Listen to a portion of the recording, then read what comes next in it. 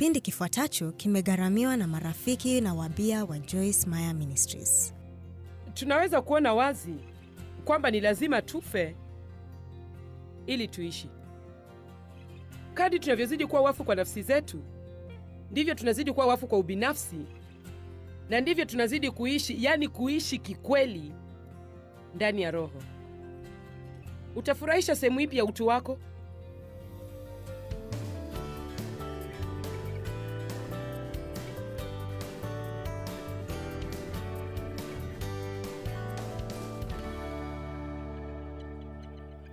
Kuna aina mbili za maisha tunazoweza kuishi.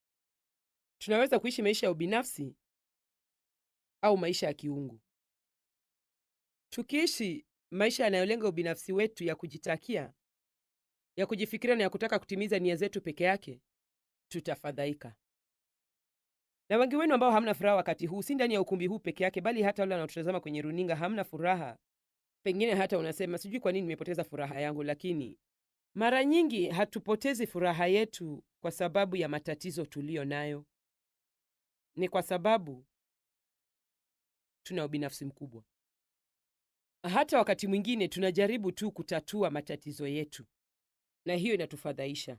Kile tunachopaswa kufanya ni kujifunza kuishi maisha ya kiungu. Tunahitaji kujifunza jinsi ya kuingia katika hali ya amani na umoja na Mungu. Tunahitaji kujifunza kutaka kile Mungu anataka, kufikiria kile anachofikiria, kuhisi huruma anayohisi kwa walio na dhiki, kuhisi huruma anayohisi Mungu kwa watu waliopotea, na wala tusiwe na mtazamo wa kimwili wa kuwahukumu na kuwashtumu na kuona wana hatia. Tunahitaji kujifunza kusema kile Mungu anasema, kuwa na vitendo anavyotaka, na kwa kuzingatia maombi, huenda siku moja tutasema, kweli mimi na Baba yangu ni kitu kimoja. Kama alivyosema Yesu, sasa kisheria sisi ni kitu kimoja na Mungu. Yuko ndani yetu na tuko ndani yake. Yesu alipokuja kuishi ndani yetu, aliweka mbegu ya sifa zote za Mungu. Biblia inamuita Yesu mbegu, na yeye ni mbegu ya Mungu. Napenda Yohana wa kwanza 3:9. Huwa naitumia sana wakati napata nafasi ya kuwakaribisha watu waokoke, au hata ninapozungumza na watu kuhusu wokovu kwenye runinga. Lakini ningependa kuchukua muda na kuzungumza nanyi kidogo, kwa sababu nafikiri itawasaidia kuona kile ninachosema. Kitu cha ajabu hufanyika ndani ya roho yako unapompokea Kristo kama Mwokozi wako. Huenda ukahisi kitu au hutahisi chochote, lakini huwa tunaambia watu dhambi zako zimeondolewa. Lakini ni zaidi ya hiyo, unakuwa kiumbe kipya. Mungu anaweka roho yake ndani yako na anakupa moyo mpya. Ezekieli 11 inasema kwamba anatuondolea moyo wa jiwe, moyo mgumu, na anatuwekea moyo wa nyama ambao unaweza kukubali kuguswa na Mungu. Mungu anatupatia matakwa mapya, lakini tatizo ni kwamba bado tuna mwili, na mwili huo ni mwili wako wa nyama na sehemu ya nafsi yako ambayo bado hujampa Mungu. Basi mwili bado na matakwa ya kimwili, na daima utaendelea kuwa na matakwa hayo. Kwa hivyo kuna vita vinavyoendelea. Mungu anatuelekeza upande wake. Tuna matakwa mapya ndani yetu. Tunaweza kuelewa Mtume Paulo alimaanisha nini aliposema, tatizo langu ni nini? Kile ninachotaka kufanya sikifanyi, kile nisichotaka kufanya nakifanya kila wakati.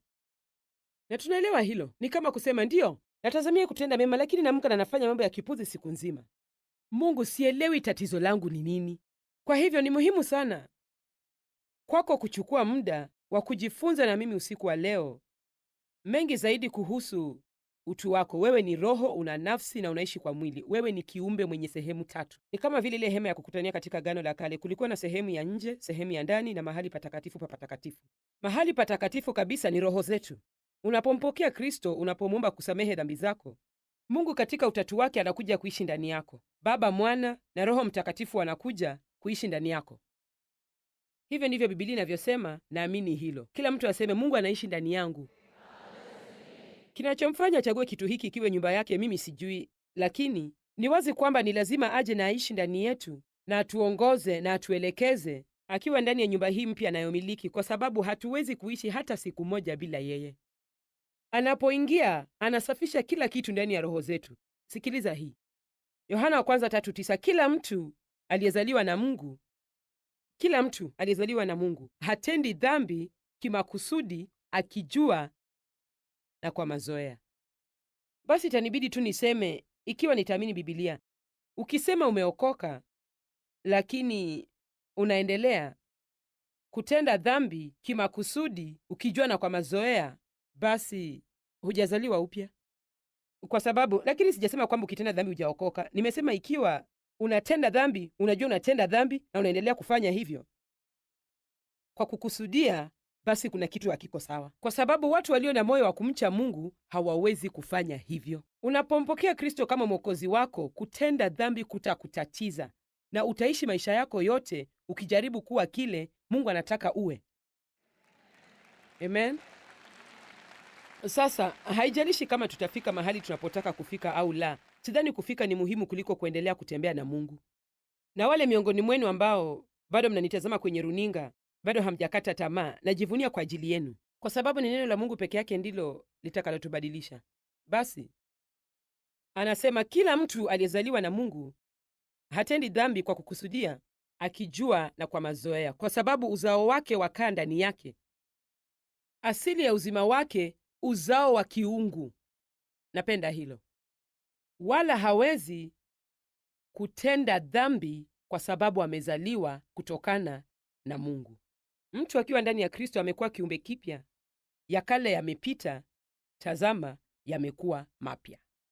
Sawa dada Joyce, kama mambo hayo mazuri yanaendelea ndani yangu, basi tatizo langu ni nini? Naweza kukuambia kwamba mara nyingi watu ishi Kikristo maisha yao yote, lakini kamwe hawafunzwi maana ya kuwa wafu kwa nafsi zao. Hakuna mtu wafunza jambo hilo. Jamani, nilikuwa Mkristo kwa miaka na miaka na miaka, lakini sikufahamu kwamba nilikuwa zaidi ya kile nilichoona kwenye kioo. Sikujua nina roho, nina nafsi na nina mwili. Sikujua kwamba nikilisha roho yangu neno la Mungu, roho yangu itakuwa na nguvu ya kutosha itakayozuia mwili wangu kunitawala. Sikujua kwamba si lazima nisalie na hasira eti kwa sababu nilihisi hasira, au si lazima niseme kitu eti kwa sababu nataka kusema kitu. Sikujua kwamba naweza kutenda mema hata kama nilihisi nataka kutenda kile kilicho kiovu.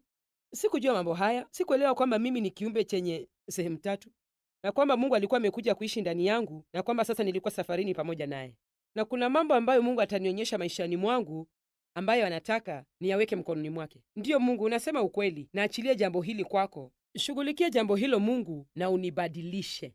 Siwezi kujibadilisha, lakini nakuomba unibadilishe. Sikujua kwamba kuachilia kitu kunamaanisha uchungu kabla ya raha.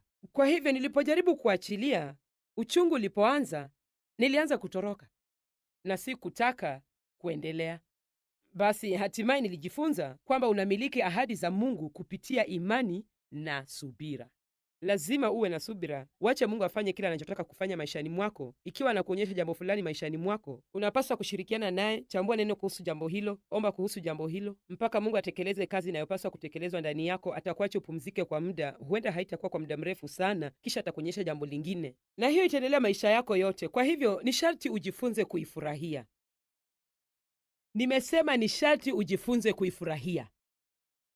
Nimesema ni sharti ujifunze kuifurahia. Mungu huwarudi wale awapendao. Ufunuo inasema wote ni wapendao mimi nawakemea na kuwarudi.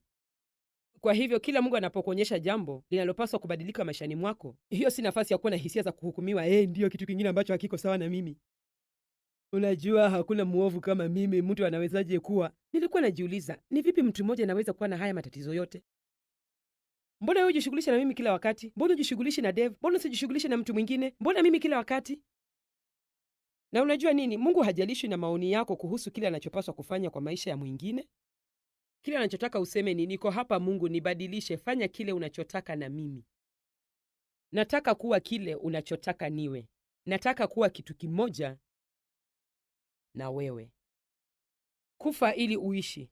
Kufa kuna maanisha nini? Kuna maanisha kuto kuishi. Na kitu kizuri ni kwamba unapofia kitu kutakuwa na uchungu, lakini ukishakifia uchungu haupo tena. Nitawapa mfano mmoja. Moja matatizo yangu kwa miaka mingi ilikuwa ni kwamba sikufurahi mambo yasipoenda ninavyotaka, na nikiwa sina furaha ilikuwa ni lazima niseme kitu. Lazima ishara za mwili wangu na maneno yangu yalikufanya ujue sijafurahi. Wangapi kati yenu unajua sana kufanya hivyo? Basi jana nilimwambia Dave, huwa napenda sana kwenda kule kwenye mkahawa mmoja huko St. Louis, lakini hakuonekana kusisimuka sana na jambo hilo. Yeye hunipeleka huko mara moja, lakini mimi napapenda sana, ili hali yeye hapapendi vile. Sijui kwa nini hapapendi. Nafikiri Mungu ananijaribu, lakini yeye hapapendi. Basi jana nilimwambia, unajua nini, tukifika nyumbani kesho ningependa sana kwenda kula kwenye mkahawa fulani. Akasema, hapana, sitaki kwenda huko. Ingekuwa zamani matamshi yangu yangekwenda hivi: sawa, hivyo ni vizuri sana, nimefanya kazi wikendi nzima, kisha naenda nyumbani na nimechoka kiasi cha kufa, na wewe utatazama tu mechi za mpira kwenye runinga. Nimechoka kwa sababu nimetumia nguvu zangu zote kuwahudumia hao watu wote wikendi nzima, na sasa huwezi hata kunipeleka mahali pa kula.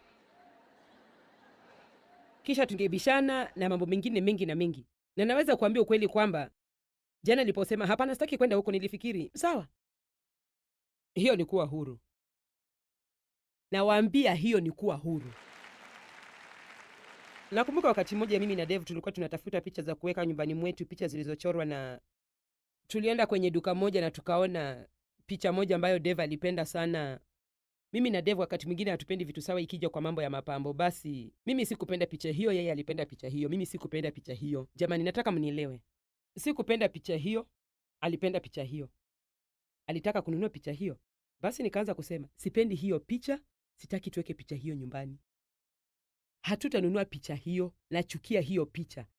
Akasema, nini mbaya na picha hiyo? Sipendi hiyo picha. Basi unajua Dave ni mtu mwenye upendo na hapendi vita na ubishi. Na si eti nasema huwa ananyamaza tu bila kuniambia kitu. Yeye huongea na kunikaripia inapomlazimu kufanya hivyo. Huwa sisumbui sana, lakini zamani nilikuwa msumbufu kweli. Na basi akasema tu, achana nayo. Fanya utakalo. Basi tukaanza kutembea ndani ya jengo hilo, na kimwili nilihisi unajua, ni kana kwamba nilihisi kuwa na kiburi kidogo. Wangapi kati yenu unajua kile ninachosema? Na nikamsikia Roho Mtakatifu akisema, unajua unafikiri umeshinda, lakini ukweli ni kwamba umeshindwa. Na sikujua wakati huo kile ninachojaribu kuambia leo. Hiyo ni moja ya njia ambazo Mungu alitumia kunifunza kwamba kufanya kitendo kama hicho ili mambo yawe kama ninavyotaka si ushindi. Au ningesema, unajua nini mpenzi, kwa kweli sipendi picha hiyo, ningependa tusiinunue. Tunaweza kutafuta kitu tunachopenda sisi wote. Lakini wapi, ilibidi nisimame kidete, ilibidi nitamke mambo, ilibidi nionyeshe ishara za kimwili na za sura. Kisha niliona nimeshinda ubishi huo kwa sababu nilimlemea, na Mungu akasema, hukushinda, ulishindwa. Niwaambie kitu, wakati wote unaposhinda kwa njia isiyokuwa ya kiungu, basi hujashinda bali umeshindwa. Na isitoshe, mara nyingine tena umelisha tatizo hilo katika mwili wako na umeliweka hai. Wacha niwaambie jinsi ya kuua mwili. Usiulishe.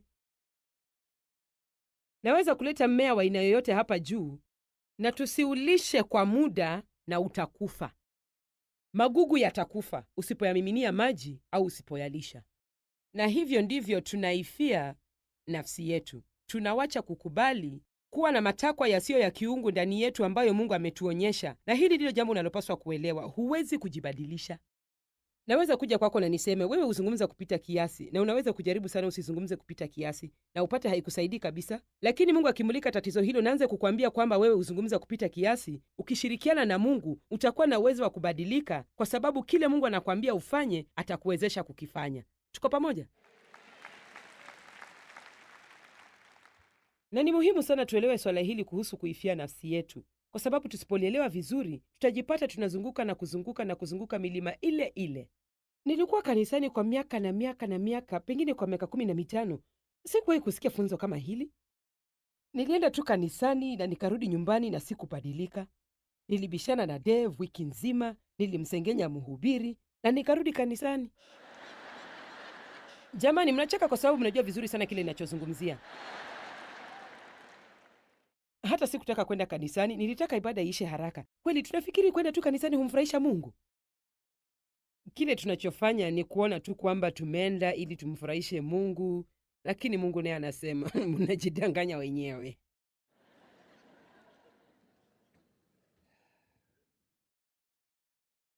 Wakorintho wa pili 4:10-12. Baba, tusaidie usiku wa leo tunapojifunza na kukua pamoja, na tunapojifunza maana ya kuiambia nafsi yetu hapana na kusema ndiyo kwako. Wakorintho wa pili 4:10-12. Siku zote twachukua katika mwili kuuawa kwake Yesu, ili uzima wa Yesu nao udhihirishwe katika miili yetu. Sasa tunajua alikufa kimwili na aliuawa kimwili, lakini hebu niwaambie kitu, ilimbidi afie vitu vingine pia. Mojawapo ya vitu vya kwanza tunavyoona katika Wafilipi kumhusu Yesu ni kwamba hakujali jinsi watu walivyomchukulia. Basi tunahitaji kujali sana kuhusu jinsi watu wengine wanavyotufikiria. Wangapi kati yenu wananielewa ninaposema kufia jambo hilo? Namaanisha jambo hilo halina maana kwako tena, si lazima ulipate ili ufurahi. Unajua, si mapenzi ya Mungu, na tukijali sana jinsi watu wengine wanavyotufikiria, tutakuwa watu wanaofurahisha wanadamu, wala si watu wanaomfurahisha Mungu. Na kile tunapokuwa watu wanaowafurahisha wanadamu, tutakosa kutimiza mapenzi ya Mungu. Basi Mungu anapoanza kusema unatatizwa kupita kiasi na kile watu wengine wanafikiria kukuhusu, na aanze kukumulikia tatizo hilo maishani mwako, unapaswa kujua kwamba hilo ni jambo ambalo Mungu anataka uache kuwa na uhusiano nalo. Hataki uendelee kuwa hai katika jambo hilo. Unaona, ikiwa wewe ni mfu kwa jambo fulani na shetani aje na aguse jambo hilo, hataweza kuamsha hisia zako. Mimi ni mfu kwa jambo hili linalohusu mahali tunapoenda kula, kwa sababu nimechoka kukerwa. Kwa hivyo, ikiwa Dave hataenda mahali nataka kwenda, basi nitasema tu, sawa, tutaenda mahali unataka kwenda. Wakati mwingine najaribu kumshawishi, na wakati mwingine nafaulu, wakati mwingine sifaulu. Nafikiri nategemea na nguvu nilionayo kama mwanamke siku hiyo. Lakini unajua nini? Kama usipate jaribu la kuiba kwenye benki, huenda si wengi wenu watapata jaribu la kwenda na kuiba kwenye kituo cha petroli cha eneo lao. Wewe ni mfu kwa mambo kama hayo. Hakuna chochote ndani yako kilicho hai kwa mambo hayo.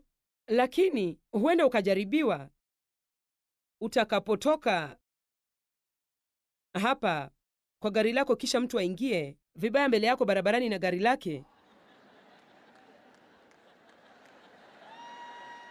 Huenda bado uko hai kabisa kwa jambo hilo. Hata wakati unatoka kwenye mkutano huu, huenda ukatenda vitendo vitakavyomfanya mtu asijue ulikuwa hapa. Wangapi kati yenu wanaelewa ninachosema? Basi hilo ni jambo ambalo itakubidi uanze kuliombea na useme, Mungu, nataka sana unibadilishe katika jambo hili. Basi utabadilika vipi katika jambo hilo? Haya, mara nyingine mtu akiingia mbele yako vibaya barabarani, ikiwa wewe ni mdhaifu kwa jambo hilo, hisia zako zitaanza kuchemka mwilini mwako.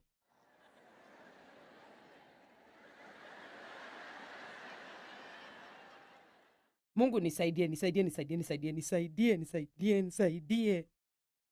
Nimefika mahali pa kungoja kuingia kwenye parking, kisha mtu ananikatiza na kuingia mbele yangu.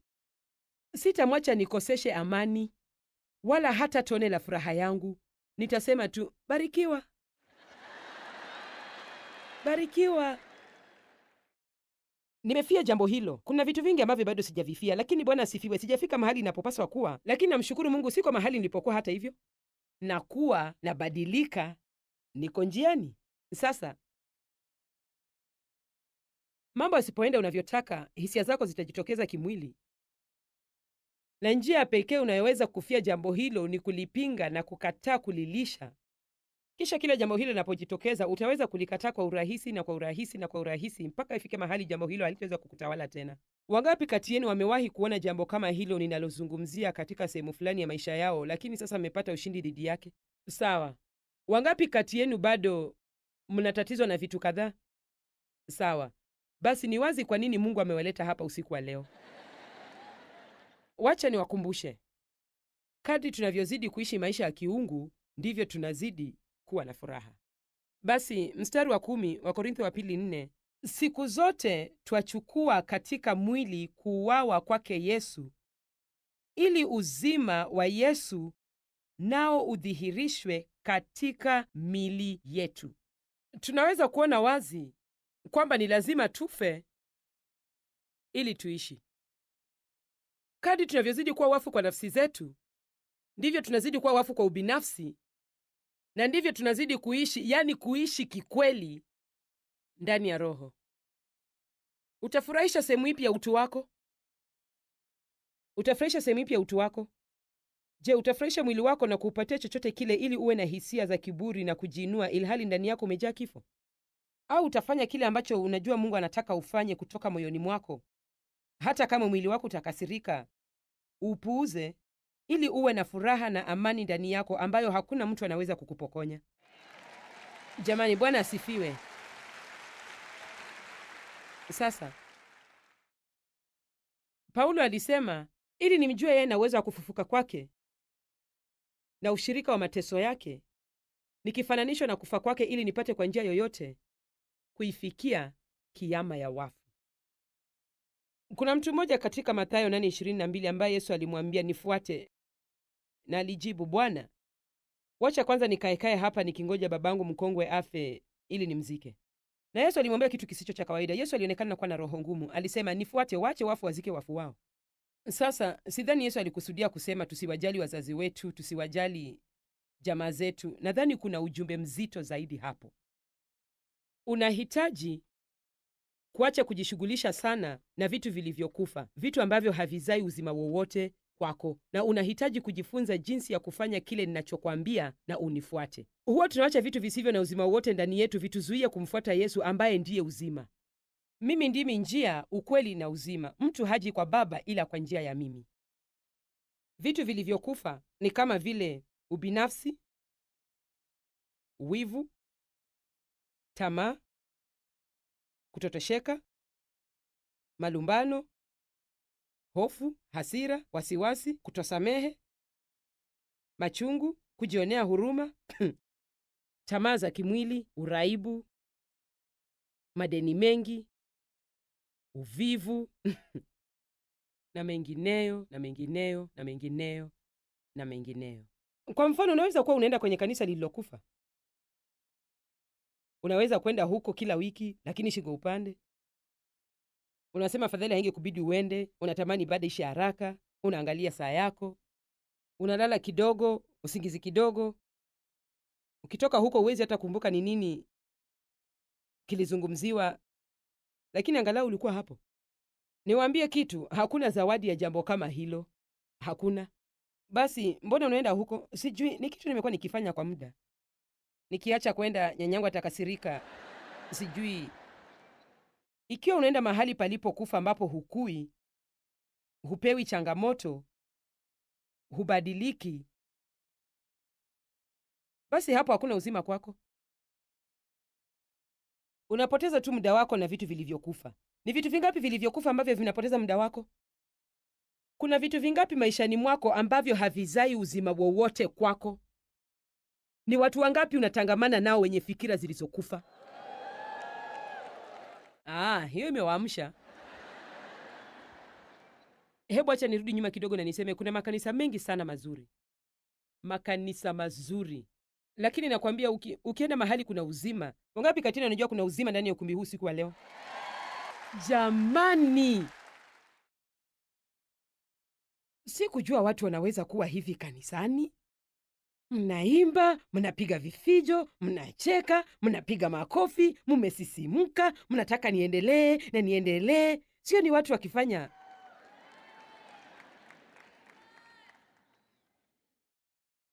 Ni kwa sababu kuna uzima hapa ndani.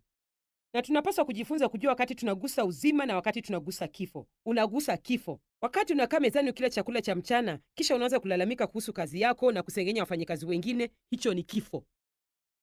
Utakuwa unakula kifo na utajaa kifo. Utakuwa na huzuni, utasononeka, huenda ukahisi kufadhaika, kisha utajiuliza, Mungu, furaha yangu imeenda wapi?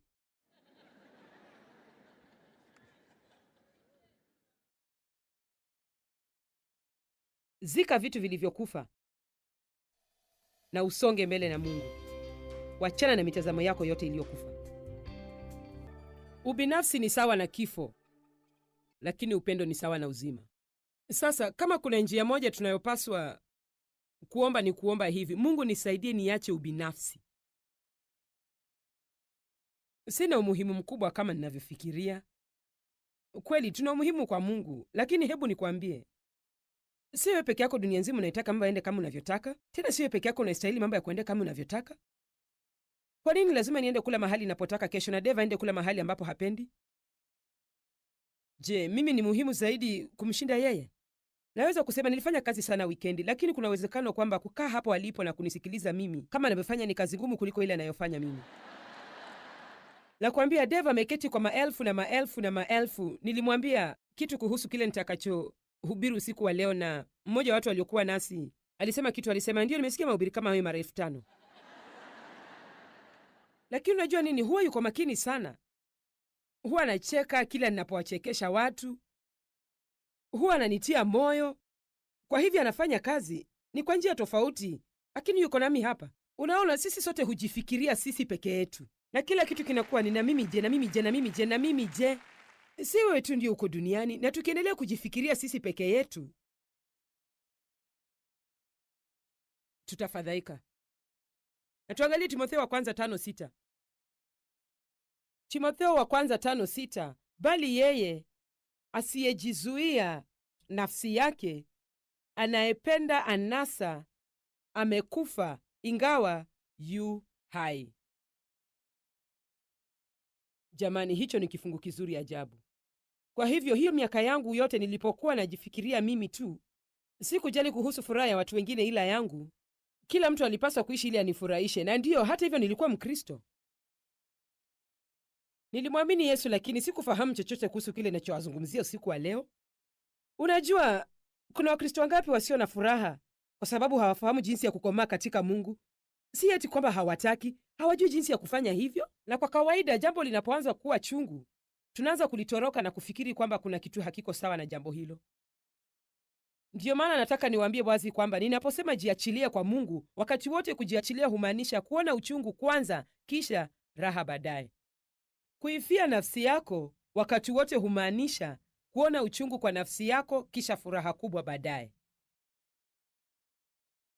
Kusulubiwa wakati wote huja kabla ya kufufuka. Ijumaa wakati wote huja kabla ya Jumapili. Mnanisikia? Tunatoa kisha tunapokea, tunapanda kisha tunavuna. Haya yote yako kwenye Biblia. Hiyo ndiyo njia ya Mungu. Unapoishi maisha ya anasa na kujifikiria wewe peke yako, umekufa hata kama bado uko hai. Hiyo inamaanisha nini? Inamaanisha huenda mambo yanaenda unavyotaka, lakini ndani ya nafsi yako umejaa kifo. Ni hisia mbaya sana. Ni kama vile Mungu aliniambia, unafikiri umeshinda lakini umeshindwa. Kisha nilijiuliza, ni kwa nini nilifanya hivyo? Mbona nilifanya kitendo hicho tena? Nilijua Deva niliumiza hisia zake, na basi ikanibidi nijaribu kwenda kula na yeye, na sikuwa sawa. Na unajua, nilikuwa nazongwa na hisia zinazotukabili tunapomkosea mtu. Basi hatimaye nilifikiri, sawa, nitamwomba msamaha, na unajua, alikuwa na ukarimu wa kunisamehe. Hata hivyo, ni bora zaidi kujifunza kwamba si lazima mambo yaende unavyotaka kila wakati. Kuna mtu anaona anahitaji funzo hili usiku wa leo? Je, nina wasikilizaji wanaofaa au wasiofaa? Na je, nyinyi nyote hapo juu mnahitaji funzo hili usiku wa leo? Naona hapo juu. Wangapi kati yenu mnahitaji funzo hili? Haya, sawa. Nyinyi ni watu wa ajabu. Miaka mingi iliyopita, Mkristo mmoja mwenye ubinafsi na aliyejifikiria yeye peke yake alikuwa tayari anafunza Biblia. Nilikuwa na maono makubwa kwa maisha yangu. Singefika mahali nilipo kama singemwacha Mungu afanye kila alichotaka kufanya maishani mwangu. Wengi wameitwa, lakini wachache wameteuliwa. Watu wengi wanaweza kumfanyia Mungu mambo makubwa, lakini lazima tukue ili tufanye hivyo, na si rahisi. Nitawaambia, si rahisi, lakini na manufaa makubwa. Nilikuwa nimelala kitandani siku moja nikijifikiria mimi tu, kama ilivyokuwa kawaida yangu. Nilikuwa nikifanya mipango yangu. Nilikuwa nafikiria jinsi nitamfanya mtu fulani anifanyie kazi fulani ili sinibidi niifanye mimi, na pia Deva siifanye, ili aende kucheza golf au kitu kingine, unajua, kama kushinda na mimi siku nzima. Nilijifikiria mimi tu, nilifikiria mambo ambayo watu wanifanyii na mambo wanayopaswa kunifanyia, na mimi je. Roho Mtakatifu alianza kuninenea na akasema, Joyce, unalala hapo ukijipangia siku yako yote. Unajua kwamba unapolala kitandani na uwe na fikira kama hizo asubuhi, tayari utakuwa na hisia mbaya hata kabla hujatoka kitandani. Tayari umeamua nikienda jikoni na nipate watoto wameacha sahani chafu za usiku uliopita hapo na hawakusafisha uchafu wao. Jamani, mnajua, wengine wenu tayari mmefikiria nitakapofika nyumbani kutoka mkutano huu na nipate nyumba ni chafu. Jamani, haya basi, mbona usiseme tu nitaingia hapo na itakuwa ni kana kwamba sikuwa kwenye mkutano huu? Kisha kila mtu atafikiri mimi ni Mkristo bandia. Basi nikiwa nimelala hapo, Mungu alisema unajitayarisha kwa siku yako. Kisha nikawa na maono. Si maono hasa, bali nilisikia kitu moyoni mwangu. Alisema, Joyce, wewe ni kama roboti ndogo. Shetani anakuja na anaanza kutia fikira akilini mwako na anakutayarisha.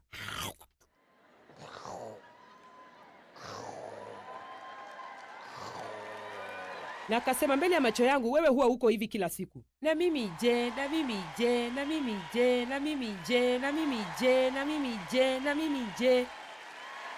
Sawa, mjini Georgia mambo yalienda unavyotaka. Oh, jamani. Ni ajabu. Ni ajabu kile Mungu amefanya na roboti hiyo.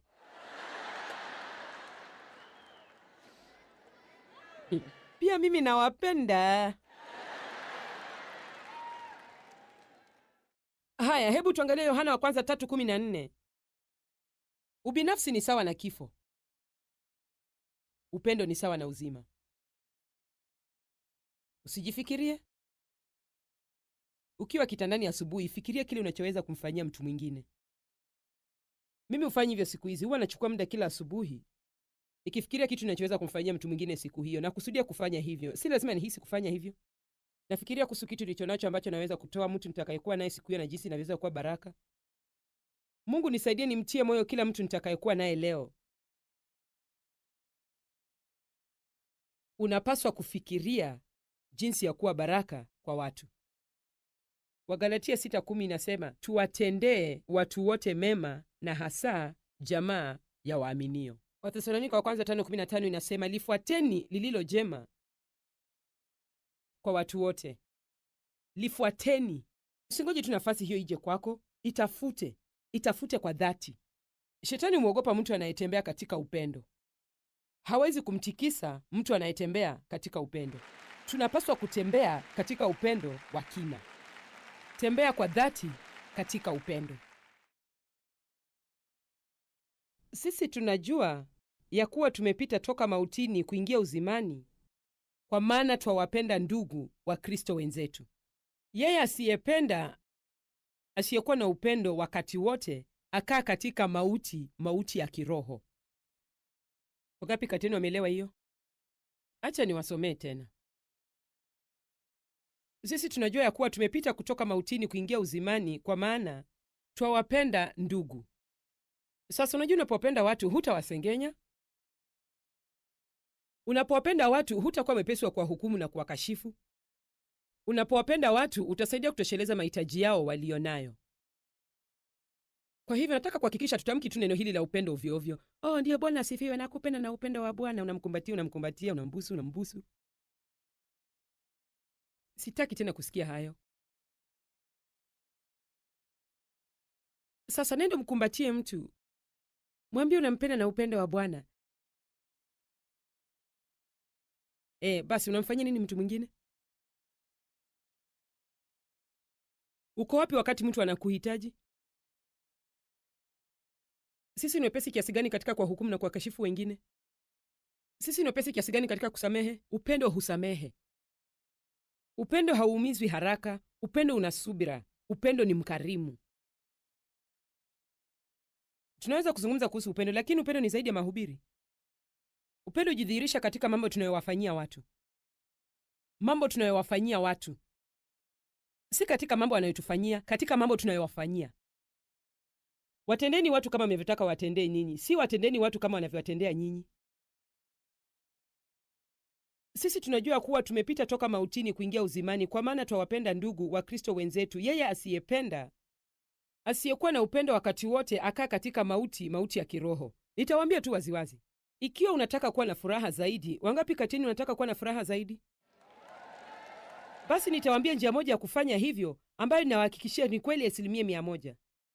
Wacha kujifikiria na badala yake uwe baraka kwa mtu mwingine. Tuko pamoja? Wacha kujifikiria na uwe baraka kwa mtu mwingine. Na kila wazo hili la lakini na mimi je, linapoingia akilini mwako, sema tu hapana, hapana. Mungu nionyeshe mtu nayeweza kuwa baraka kwake kila siku unapojaribiwa kupoteza muda wako ukijionea huruma. Sema hapana, hapana. Nitafia kujionea huruma. Sitapoteza siku nyingine nikiketi na kujionea huruma na kumwonea mtu mwingine wivu ambaye ana kile ninachotaka. Nitakuwa baraka kwa watu na Mungu atanishughulikia.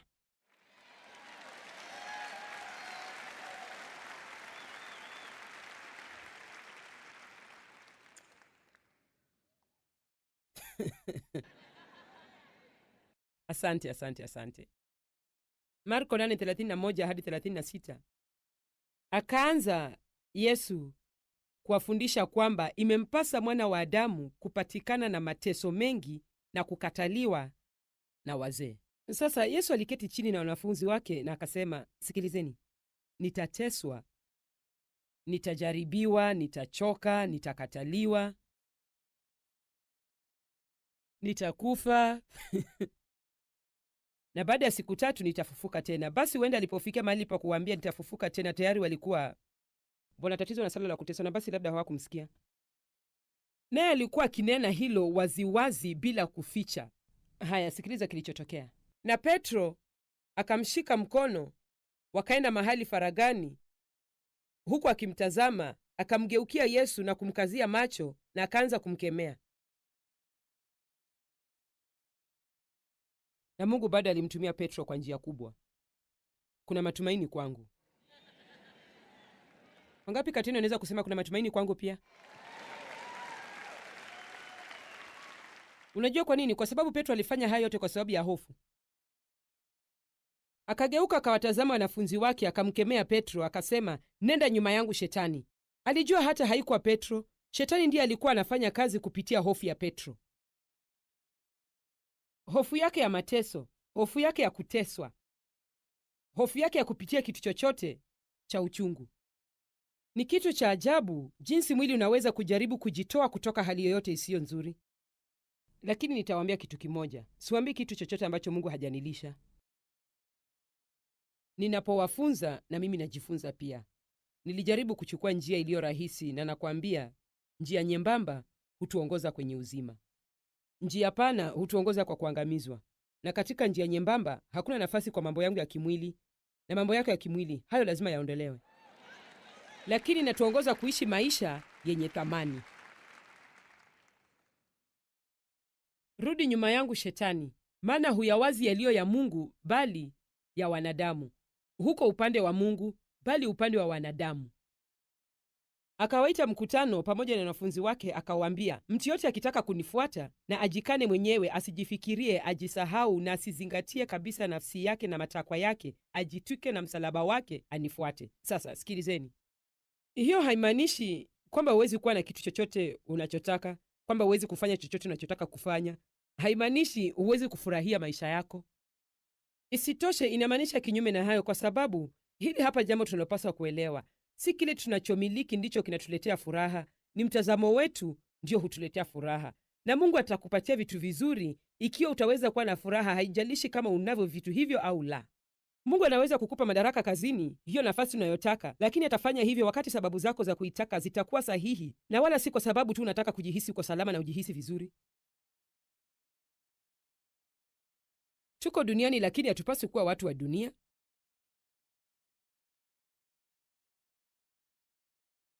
Katika Wagalatia 6:14 Paulo anasema, ulimwengu umesulubishwa kwangu na mimi kwa ulimwengu. Hiyo inamaanisha nini? Katika Galatia 2 alisema, lakini ni hai wala si mimi tena bali Kristo yu hai ndani yangu. Na uhai nilionao sasa katika mwili nao katika imani ya mwana wa Mungu ambaye alinipenda akajitoa nafsi yake kwa ajili yangu. Unamaanisha nini kwa kusema si wewe ndiye hai? Unamaanisha nini kusema Kristo yu hai ndani yako? Alimaanisha alikuwa kitu kimoja na Mungu. Kwamba Kristo aliye ndani yake ndiye alikuwa kiongozi wake. Yeye hakuwa anajiongoza. Alisema, sehemu hii yangu ya kimwili sasa imekufa kabisa ili Mungu afanye kazi kupitia kwangu. basi huwezi kuwa mfu bila kufa. Na huende kakushangaza kujua kwamba Paulo aliposema hivyo katika Wagalatia 2:20 ilikuwa ni baada ya miaka 20 tangu wokovu wake katika njia ya kwenda Dameski. Nilifurahi nilipojua hivyo, kwa sababu wakati mwingine shetani na hata watu hujaribu kutufanya tuone kwamba tukishaokoka Jumatatu, tukifikia Jumatano kila kitu kinapaswa kuwa sawa kabisa. Lakini tuko safarini na Mungu kutoka utukufu hadi utukufu, kidogo kidogo. Paulo alisema, si kwamba nimekwisha kufika, la, bali nakaza mwendo ili nipate kulishika lile ambalo kwa ajili yake nimeshikwa na Kristo Yesu. Sasa Biblia inatuambia tusipende dunia na vitu vya kidunia. Basi mimi napenda vitu hivyo, wewe pia unavipenda. Tusiseme wewe unatujifanya tuvipendi. Napenda vitu maridadi. Paulo alimaanisha nini aliposema ulimwengu umesulubisha kwangu na mimi kwa ulimwengu? Naamini na moyo wangu wote kwamba Paulo alimaanisha hivi. Alimaanisha naweza kuwa na vitu na nivifurahie, lakini hata nisipokuwa navyo bado nitafurahia maisha yangu. Na si eti kwamba Mungu hataki kutupatia chochote, hataki vitu hivyo vitutawale. Tunaweza kutaka vitu lakini tusivitamani. Na tamaa hukufanya hivi, huiba furaha yako. Punde unapoanza kutamani kitu chochote, inaweza kuwa gari mpya, nyumba mpya, mtu fulani unayetaka kuwa na uhusiano naye, nafasi kazini, ghafla tamaa hiyo huiba furaha yako. Kisha unakuwa uwezi kuwa na furaha bila kuwa na kitu hicho. Lazima nifunge ndoa, lazima niwe na watoto, lazima niwe na nyumba mpya, lazima niwe na gari mpya, lazima niongeze madaraka, lazima. Unajua, sisi huishi kwenye nyumba nzuri na naifurahia, ni maridadi sana. Huwa nafurahia mazingira yangu zaidi nikiwa hapo. Lakini unajua nini, nimekuwa na furaha sana katika chumba changu cha hoteli. Ingawa si kizuri sana. Kina mkeka wa rangi ya samawati na nyeupe na viti vyekundu, na ni kama taa za bafuni hunifanya nionekane nina rangi ya manjano nikiwa huko ndani. Taa iliyo juu ya sinki hutoa sauti ya nyuki. Fani ya bafuni hutoa sauti kama ya simba.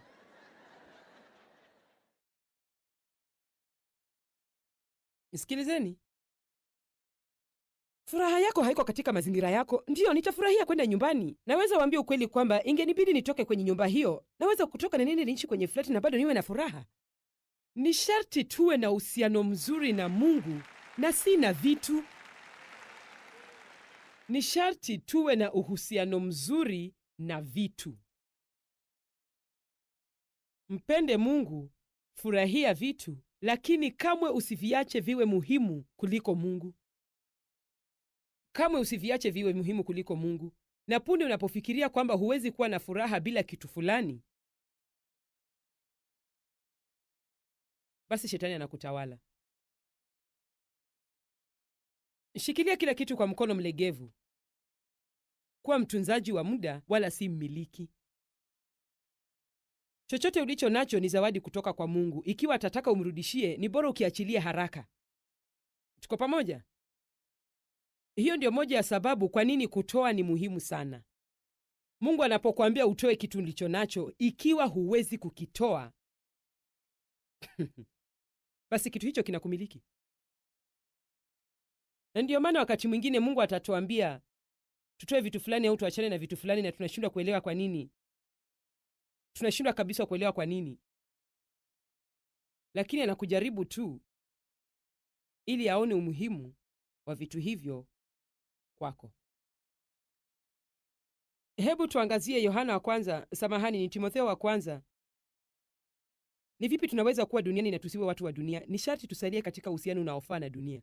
Kama kuna madaraka unayotaka kazini, omba kuyahusu. Kuwa mfanyakazi mzuri, wape sababu ya kukuongeza madaraka. Omba, na ikiwa ni sawa, mwache Mungu akutendee. Na mtu mwingine akiipata, mfurahie. Mmesikia ndichosema? Mtu mwingine akiipata, mfurahie. Usije ukawa na stika ya Kikristo kwenye gari lako na msalaba mkubwa shingoni mwako, lakini ulalamike vikali kwa wafanyakazi wenzako eti kwa sababu mwenzako amepata kile ulichokuwa unataka. Timotheo wa kwanza 6:6. Lakini utakatifu pamoja na kuridhika au kutosheka na kile ulicho nacho ni faida kubwa. Kwa maana hatukuja na kitu duniani, tena hatuwezi kutoka na kitu. Usiishi maisha yako ukiwa unaabudu vitu ambavyo hutatoka navyo duniani. Ila tukiwa na chakula na nguo, tutaridhika na vitu hivyo. Sasa usishikwe na wasiwasi. Hiyo imaanishi Mungu anataka uwe tu na chakula na nguo peke yake. Lakini najua watu wengi walio duniani leo ambao watafurahi sana kuwa na angalau chakula. Najua watu ambao wanaweza kuona ni muujiza kama mtu angekuja tu na awachimbie kisima kijijini mwao, ili siwalazimu kutembea saa 6 kila siku kuteka maji machafu yaliyojaa wadudu. Kusema ukweli, tumekuwa na vitu vingi sana katika maisha yetu huku magharibi, kiasi kwamba vitu hivyo vimetuharibu. Na ndio maana ni muhimu sana kwetu tusiache vitu hivyo vitutawale. Sisemi Mungu hataki kutubariki. Kama Mungu angetaka kubariki mtu yeyote, mbona isiwe sisi watoto wake? Naamini kwamba Mungu anasema sisi ndio kichwa wala sio mkia, tuko juu wala si chini, tutatoa kwa mataifa mengi, si lazima tuombeombe. Nafikiri nataka tuwe na uadilifu, amani na furaha katika Roho Mtakatifu. Mambo mazuri ya Roho Mtakatifu ni watoto wa Mungu. Lakini hataki iwe lazima tuwe na vitu hivyo ili tuwe na furaha. Na ikiwa huwezi kuwa na furaha bila vitu hivyo, basi naweza kukuambia hutakuwa na furaha hata ukiwa navyo. Ikiwa huwezi kuwa na furaha ukiwa bondeni, hutakuwa na furaha ukiwa juu ya mlima. Na najua baadhi yenu hamuniamini, mnafikiri kama ningeweza tu kupata kitu hiki ningekuwa na furaha. Nimekuwa nikifuata ndoto hiyo kama ningeweza tu kufanya jambo hili ningekuwa na furaha. Kama ingebidi nifanye jambo hili ningekuwa na furaha. Kama ndivyo angefanya hili ningekuwa na furaha. Kama watoto wangefanya hivi ningekuwa na furaha. Na wakati mwingine inambidi Mungu akupe vitu fulani ili akuonyeshe kwamba vitu hivyo havitakuletea furaha. Wangapi kati yenu wamewahi kupitia jambo hilo? Unapata kitu fulani na kinakusisimua kidogo, kisha unahisi bado huna furaha. Kwa nini? Kwa sababu tatizo si kile tunachomiliki au tusichomiliki, tatizo liko ndani yetu. Mtazamo wa kuwa na shukrani hukuletea furaha na hukufanya ushukuru. Nimekuwa nikiamka asubuhi na kabla sijatoka kitandani namwambia Mungu, asante Mungu kwamba naweza kutembea na kuzungumza na kuona na kusikia, kwamba naweza kutoa miguu yangu kitandani na niyaweke sakafuni na niondoke kitandani. Na najua kuna watu wanaotutazama kwenye runinga ambao hawawezi kufanya hivyo, lakini unaweza kumshukuru Mungu kwa kitu kingine. Sisi wote tunaweza kushukuru kwa kitu fulani, na moyo ulio na shukrani hukufanya uridhike. Na kuridhika ni kitu kizuri sana kwa Mungu. Napenda kile Mtume Paulo alisema, nimejifunza kuridhika. Hakikuwa kitu kilichowekwa ndani yake, alijifunza kuridhika. Alisema, najua kudhiliwa, tena najua kufanikiwa. Katika hali yoyote na katika mambo yote nimefundishwa kushiba. Ni wakati wa kuwa na furaha.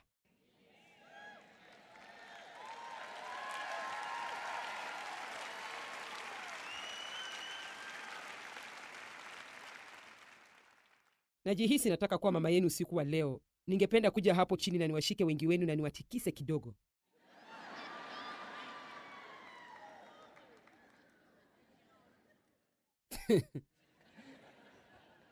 Ili niwaambie, elewa hili. Elewa. Mwaka mwingine usipite ukiwa bado unazunguka mlima ule unafukuzana na ndoto moja bandia baada ya nyingine, na unafikiri hiyo itakata kiu chako, lakini haitafanya hivyo.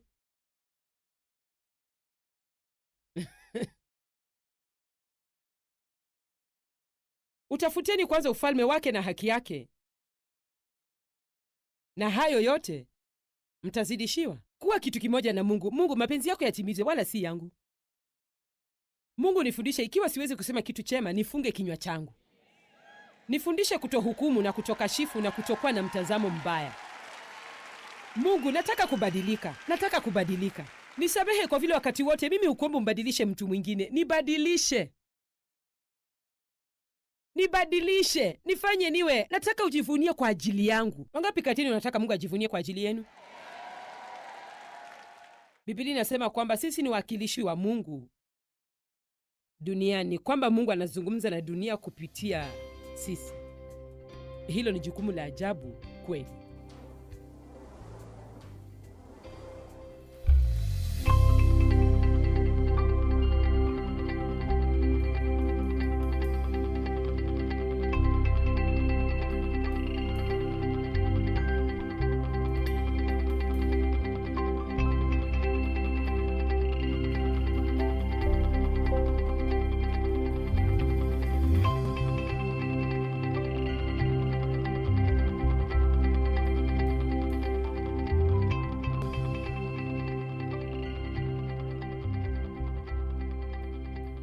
Gharama za kipindi hiki zimelipwa na marafiki na wabia wa Joyce Meyer Ministries.